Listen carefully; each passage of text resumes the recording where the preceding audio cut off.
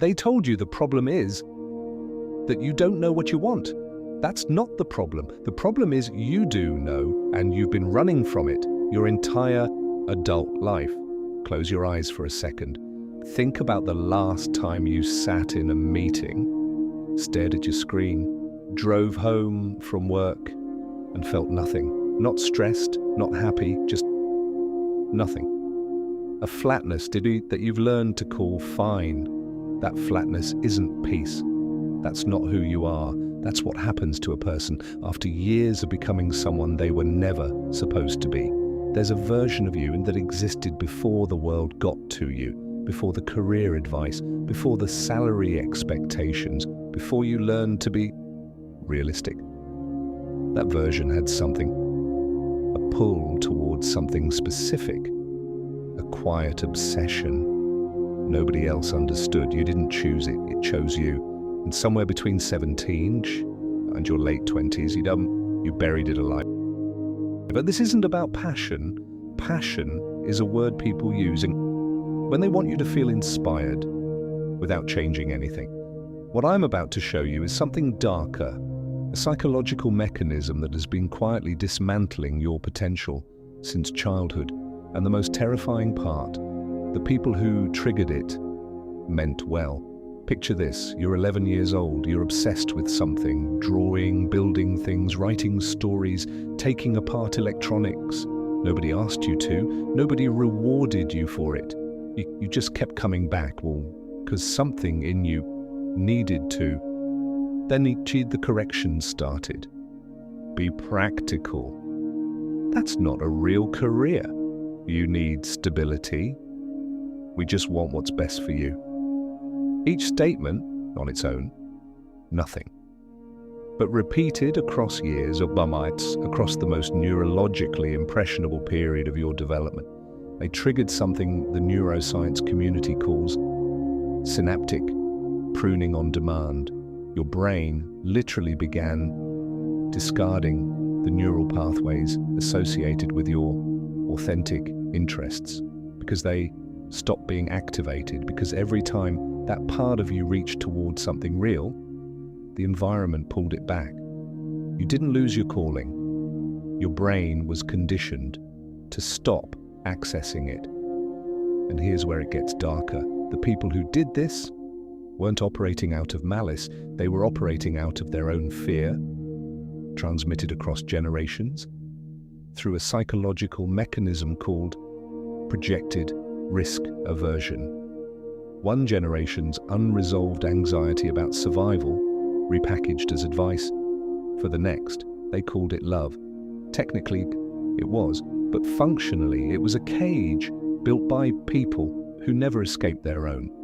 Now here's the part most people miss entirely. And this is the thing that changes everything once you actually see it. You think the people who reached mastery simply found their passion early and followed it. That's the story we're told. That is not the psychology. What actually separates people who reach mastery from people who stay mediocre their entire careers isn't passion, it's approach motivation. A neurological state where the brain's reward circuitry activates, not at the outcome, but at the process itself. When someone is genuinely aligned with their work, dopamine doesn't spike at the finish line. It spikes during the attempt, during the frustration, during the problem that refuses to resolve. That's why Darwin spent 8 years studying barnacles, not because he was disciplined, not because he had willpower, because his brain was being chemically rewarded by the act of investigation itself. The work wasn't costing him, it was feeding him. Now think about your own life, your daily tasks. Be honest with yourself. Do you feel that pull toward the work itself? Or are you showing up PT for the paycheck, the approval, the avoidance of something worse? Because if it's the latter, you're running on cortisol and obligation, and that is not sustainable. The system will break. It always does. The only question is whether it breaks on your terms or someone else's. Here's the part nobody says out loud. And this might be the most uncomfortable thing.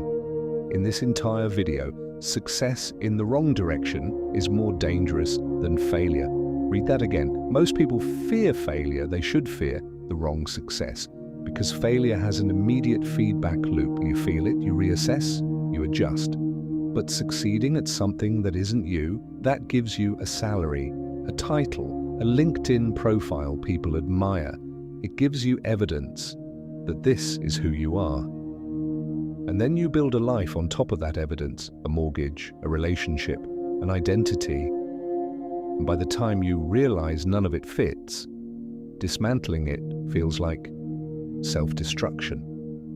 This is why people in their 40s have crises that look irrational from the outside, but make complete psychological sense. They didn't fail. They won him at the wrong game for 20 years. What they're experiencing isn't weakness. It's not instability. It's identity dissonance, walnut scale. The accumulation of decades of self-betrayal finally surfacing because the brain can no longer maintain the performance.